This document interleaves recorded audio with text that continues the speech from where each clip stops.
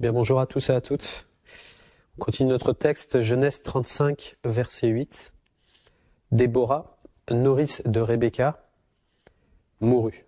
Et elle fut enterrée au-dessous de Béthel, sous le chêne, auquel on a donné le nom de chêne des pleurs. Amen. Ce que j'aime dans la parole de Dieu, c'est que Dieu n'oublie jamais personne. Déborah, c'est quelqu'un qu'on n'entend pas parler vraiment dans les Écritures. On connaît Déborah la prophétesse, mais Déborah la nourrice, en fait, il n'y a pas de phrase de cette femme-là, mais de sa vie, on peut en tirer pas mal de leçons. Et c'est ça qui est intéressant. Déborah a l'air insignifiante comme ça, nourrice, garder des enfants, amener des enfants à la maturité, ouais. Et en fait, non, il y a pas de hasard avec Dieu, elle a eu son rôle à jouer, et c'est ça qui est important de savoir aujourd'hui dans ta vie, c'est que tu as les dons, les talents et ta place avec Dieu, elle est précise et elle est précieuse. C'est pas insignifiant ce que tu es en train de faire pour Dieu. Même si peut-être aux yeux des autres, ça a l'air d'être banal, ça a l'air d'être rien, qu'il faut pas grandes études pour le faire, ou grande instruction, qu'il faut pas être super spirituel pour faire ceci ou cela. Il n'y a pas de hasard et ce que tu fais est précieux pour Dieu et Dieu n'oublie pas ce que tu fais. C'est ce que nous dit les Écritures. Hébreux 6:10, car Dieu n'est pas injuste pour oublier votre travail et l'amour que vous avez montré pour son nom, ayant rendu et rendant encore des services aux saints. Amen. Cette femme, en fait, qu'est-ce qu'on peut en tirer de sa vie? Quand on regarde au niveau de sa vie, c'est une femme qu'on estime à peu près elle est décédée vers 155 ans. Donc un bon morceau de vie. Et cette femme-là, en fait, comment elle a débuté? Eh bien, un jour, Isaac a rencontré Rebecca. Et puis, ils se sont unis.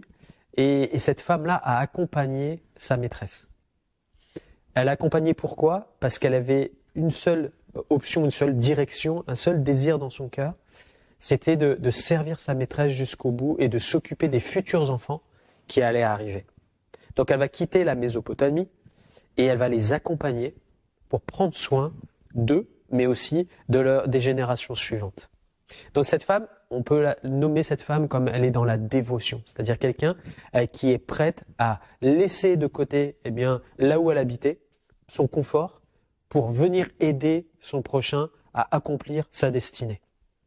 Chose hyper importante dans ce temps-là. Corinthiens 16:15, en parole vivante, nous dit « Encore une recommandation, frères. Vous connaissez la famille de Stéphanas. Vous vous souvenez qu'elle fut la première à se convertir.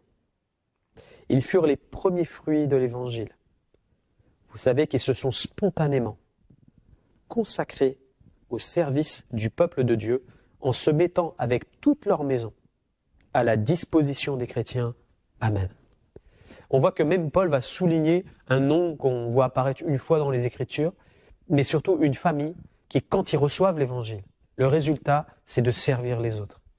Il dit pas qu'est-ce qu'ils ont fait exactement, mais on sent que c'est une famille qui se consacre, qui est dévouée pour Dieu. Automatiquement, il y a quelque chose qui se crée dans leur cœur, d'être au service des autres, de faire du bien à d'autres.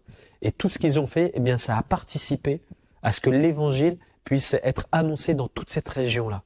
Leur maison va devenir un centre, eh bien, de culte. Et ça va se développer. Le deuxième point qui ressort de la vie, eh bien, de cette nourrice, c'est l'abnégation. C'est quoi? C'est sacrifice volontaire de soi-même, de son intérêt. Ça se traduit comment? Eh bien, cette femme n'est pas du tout dans les plaintes ou dans le murmure pendant qu'elle sert. Non, elle prend plaisir à ce qu'elle fait. Elle est heureuse dans le sacrifice qu'elle vient de faire parce qu'elle sait que ça sert à quelque chose. Ce que tu fais sert à quelque chose. Et le sacrifice que tu fais, le temps peut-être que tu prends pour servir Dieu, l'énergie, peut-être d'autres choses que tu mets à profit, eh bien, Dieu n'oublie pas ce que tu es en train de faire. Et Dieu prend soin et prend plaisir à ce que tu fais. Philippiens 2 nous dit, 14-16, « Faites toutes choses sans murmure ni hésitation, afin que vous soyez irréprochables et purs, des enfants de Dieu irrépréhensibles, au milieu d'une génération corrompue, par laquelle vous brillez comme des flambeaux dans le monde. » De ta manière de faire, d'être, de ta manière de servir Dieu, En fait, tu ne le vois pas, mais tu es en train d'être un témoignage pour Christ, de Christ, envers tous ceux qui te regardent faire et se posent des questions.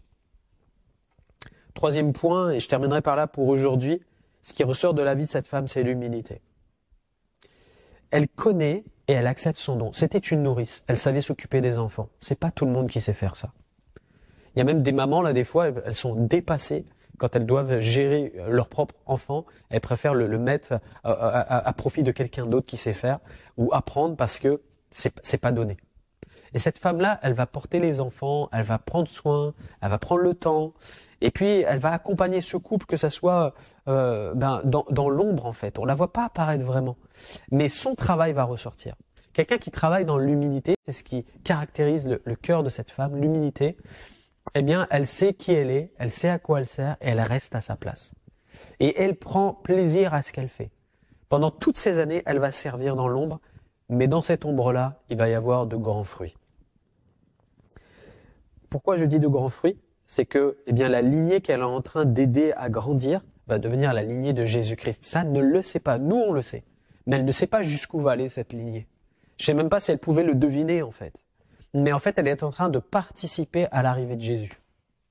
Ce que tu es en train de faire aujourd'hui a l'air peut-être simple et humble, et que tu ne vois pas plus loin que cela à dire moi je fais ça pendant ce temps-là.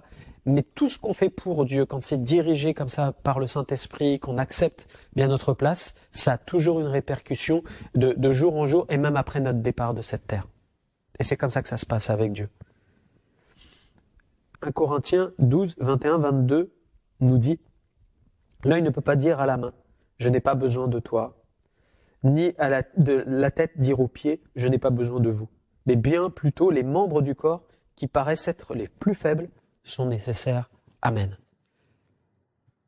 Peut-être tu te considères comme faible dans le corps, faisant pas grand-chose, quelque chose qui, ne paraît pas, mais Dieu te dit tu es nécessaire. Et j'aimerais que tu aies ça dans ton cœur aujourd'hui, que tu en sois convaincu.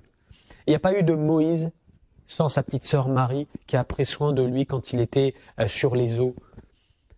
Il n'y a pas eu. Marie, c'était une femme de l'ombre. Donc, que tu puisses aujourd'hui, dire, comme ce psaume le dit, 45 verset 2, « Mon œuvre est pour le roi ». Ce que tu fais, c'est pour Dieu. Et c'est tout ce qui compte. C'est là la valeur de ce que tu fais. C'est le regard de Dieu sur ce que tu es en train de réaliser pour lui. Alors que Dieu te bénisse et t'encourage, n'abandonne pas ce que tu es en train de faire. Sois comme cette nourrice, va jusqu'au bout. Et tu es en train de participer à l'œuvre de Dieu, d'une manière ou d'une autre. Alors sois encouragé, mon frère, ma sœur. Que Dieu te bénisse. Merci Seigneur pour ta parole. Merci parce qu'encore aujourd'hui, Seigneur, tu veux nous montrer que tu ne t'es pas trompé avec nous, qu'il n'y a pas de hasard avec toi, et que tu nous as donné ce qu'il fallait pour te servir. Merci Seigneur pour les dons, les talents, pour les vies qui sont peut-être exposées comme celles qui sont cachées pour te servir. Merci parce que chacun est à sa place.